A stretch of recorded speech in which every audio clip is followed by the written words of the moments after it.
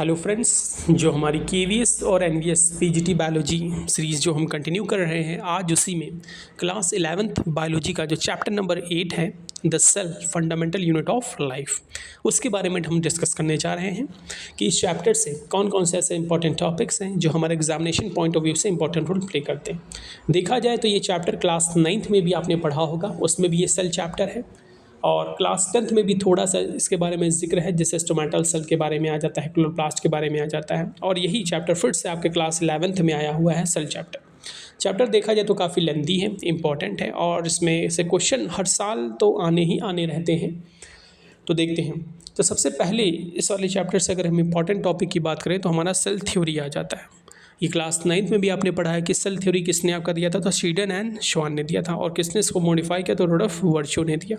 इसमें से Rudolf virtue है, उन्होंने बताया था कि the cell arise from the pre existing cell, omnis cellula e cellula, ऐसा स्टेटमेंट इन्होंने दिया था। ठीक है, अगर इसमें हम पॉइंट की बात करें कि भाई सेल थ्योरी के अंदर कौन से ऐसे हम 2 पॉइंट लिख दें, ठीक है, तो पहला आपको लिखना पड़ेगा कि all the living organism are composed of cell and product of cell. दूसरा, all the cell arise from the pre existing cell.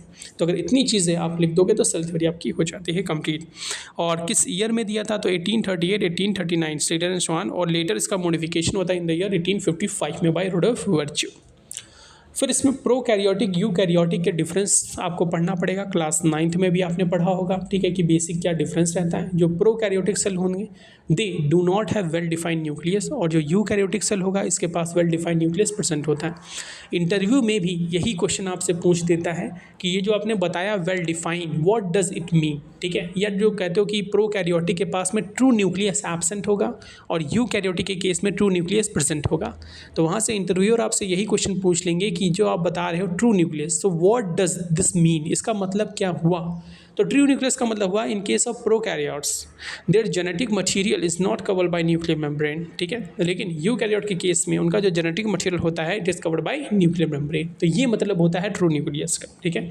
इसके अलावा और भी बहुत सारे डिफरेंस होते हैं, जैसे 70S type of ribosome is present in case of prokaryote and 80S type of ribosomes are present in case of eukaryote, ठीक है। प्रोकैरियोट के पास में double membrane bound cell organelle will be absent, but in case of eukaryote double membrane bound organelle will be present. तो ये basic difference होते हैं आपके प्रोकैरियोट में और यूकैरियोट में। अगर हम एग्जाम्पल की बात करें तो प्रोकैरियोट्स में आपके बैक्टीरिया एंड साइनोबैक्टीरिया आ जाते हैं, यूकैरियोट्स की बात करें तो बहुत सारे प्लांट्स और एनिमल्स, मैमल्स, ये सारे आते हैं, ठीक है। तो ये बेसिक डिफरेंस रहेगा। और जब हम प्रोकैरियोटिक सेल की स्टडी करेंगे तो वहाँ पे कई सारे छोटे छोटे टर्म्स आ जाते हैं, जैसे कि एक टर्म आता है मीजोजोम्स। तो मीजोजोम्स का फंक्शन क्या होता है, they help in aerobic oxidation and provide the energy. तो जो काम हमारे अंदर माइटोकॉन्ड्रिया करते हैं वही काम वहाँ मीजोजोम्स करते हैं। क्रोमैटोफोर्स का क्या फंक्शन होता है, गनाक्लक्स का क्या फंक्शन होता है, ठीक है। तो ये जनरल चीज़ें आप यहाँ देख लोगे।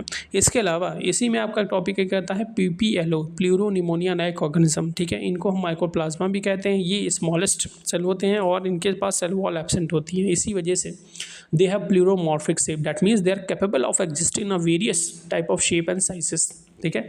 इस वजह से इनको कभी कभी हम लोग microbiological joker of microbiological park बोल देते हैं, ठीक है। माइकोप्लाज्मा जो है डिजीज़ कॉज कर देते हैं। जेनेटिक मटेरियल अगर हम बात करें डीएनए के केस में थी, तो ये आपका जो होता है वो डीएनए रहता है। फिर फिम्बरी के बारे, फिम्बरी और पिलाई के बारे में आप देख लेना, ठीक है। जो फिम्बरी होता है इसका फंक्शन रहता है अटैचमेंट और एंकरेज, और जो पिलाई होता है ये कंजुगेशन में हेल्प करता है, ठीक है, जहाँ पे सेक्स पिलाई का फॉर्मेशन होता है। फिर आपको टाइप स्टडी करनी है किसकी, यूकैरियोटिक सेल की। जब हम यूकैरियोटिक सेल की हम बात करेंगे तो डिफरेंट टाइप के सेल ऑर्गेनेल्स आते हैं। यहाँ पे थोड़ी स्पेलिंग मिस्टेक हो गई है, माइटोकॉन्ड्रिया की, सिलिया की, गोल्जी बॉडी की, तो वो आप जरा देख लेना, ठीक है। तो इसमें से सबसे पहला जो ऑर्गेनेल आपका निकल के आता है वो आता है सेल मेम्ब्रेन, सेल वॉल। इसके बारे में आप देख लोगे क्या फंक्शन होता है, क्या कंपोजिशन होता है। इसी में फ्लूइड मोजाइक मॉडल है जिसने दिया था सिंगर एंड निकोलसन ने। ये बताते हैं कि जो हमारी सेल मेम्ब्रेन होती है it is made up of lipid bilayers की, और जो प्रोटीन्स होती हैं these are embedded deep into the lipid bilayer, उसके अंदर भी धंसी रहती है, उनको इंट्रिंसिक बोलते हैं। कुछ प्रोटीन सरफेस के ऊपर प्रेजेंट रहती है, उसको हम बोलते हैं एक्सट्रिंसिक प्रोटीन, ठीक है। फिर इसमें से सबसे पहला जो ऑर्गेनेल हम बात करते हैं वो हमारा आ जाएगा गोल्जी बॉडी। गोल्जी बॉडी का क्या फंक्शन होता है वो आप देखना, ठीक है। वैक्यूल्स वगैरह का फॉर्मेशन करता है, पैकेजिंग ट्रांसपोर्टेशन रहता है, और एंडोप्लाज्मिक रेटिकुलम का जो फंक्शन होता है वो होता है मॉडिफिकेशन करना, ठीक है।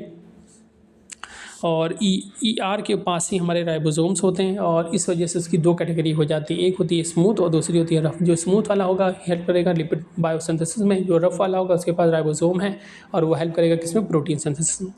माइटोकॉन्ड्रिया की अगर हम बात करें तो ये जो होता है साइट ऑफ एरोबिक रेस्पिरेशन, यहाँ पे क्रब्स साइकिल अकर होगी, 36 ATP का फॉर्मेशन होता है, डबल मेम्ब्रेन है, फ्यूमरी है और यहीं पे ऑक्सीजोम्स या फिर F1 पार्टिकल पाए जाते हैं। ठीक है, यहाँ पे क्वेश्चन ये पूछ देता है which one of the following enzyme is the mitochondrial marker. ठीक है, कौन सा ऐसा एंजाइम है जो माइटोकॉन्ड्रियल मार्कर, तो सक्सिनेज डिहाइड्रोजनेज एंजाइम जो है is act as mitochondrial marker. फिर क्लोरोप्लास्ट का जिक्र आता है, डबल मेम्ब्रेन बाउंड है, इसमें स्टोमा और लेमेली आपके रहेंगे, इनका मॉडिफिकेशन हो जाता है।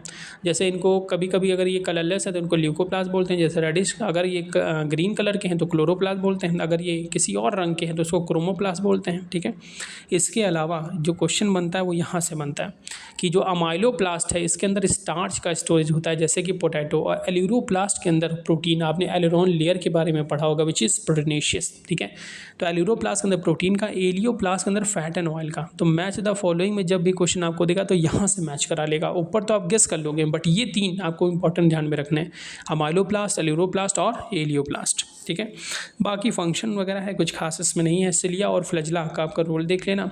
राइबोसोम जो है इसकी डिस्कवरी पैलाडे ने की थी और इसका जो फंक्शन होता है प्रोटीन की सिंथेसिस होती है। ठीक है, फिर इसी में जो सबसे लास्ट में आपका है न्यूक्लियर जो है विच इन्होंने मास्टर ऑफ द सेल। ठीक है, इसके फंक्शनिंग की, इसके स्ट्रक्चर की ये आप देख लेना और बाकी तो इसमें नहीं आता है। जो क्रोमैटिन है इसको फ्लेमिंग ने टर्म दिया था।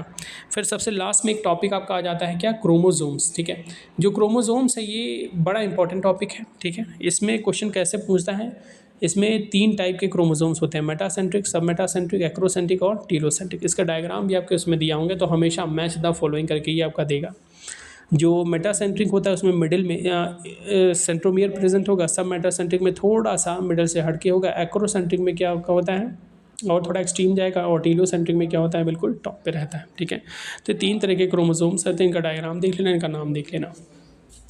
चैप्टर देखा जाए तो काफ़ी इंपॉर्टेंट है, अगर आप इतनी चीज़ें इससे कवर कर लेते हो तो जो मोस्ट ऑफ द क्वेश्चन आपके एग्जामिनेशन में आएंगे तो आप कर लोगे। क्वेश्चन तो इससे आने ही आने रहते हैं, हर साल आते हैं। ठीक है, इंटरव्यू में भी क्वेश्चन पूछा जाता है। सेल जो है सबसे बेसिक चैप्टर है और बच्चा लोअर क्लास से पढ़ता चला आता है, तो इसीलिए इंटरव्यू में भी इससे क्वेश्चन अराइज होने के चांसेस बहुत ज़्यादा रहते हैं।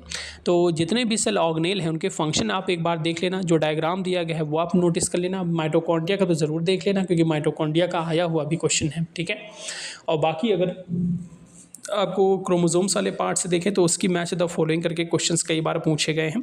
तो अगर आप इतनी चीज़ें कवर कर लोगे तो आई होप कोई भी क्वेश्चन आपके एग्जामिनेशन में आएगा तो आसानी से आप उसको हैंडल कर सकते हो। Thank you so much. अगर ऐसे ही और वीडियोज़ आपको चाहिए तो हमारे चैनल के साथ जुड़ें। Thank you so much.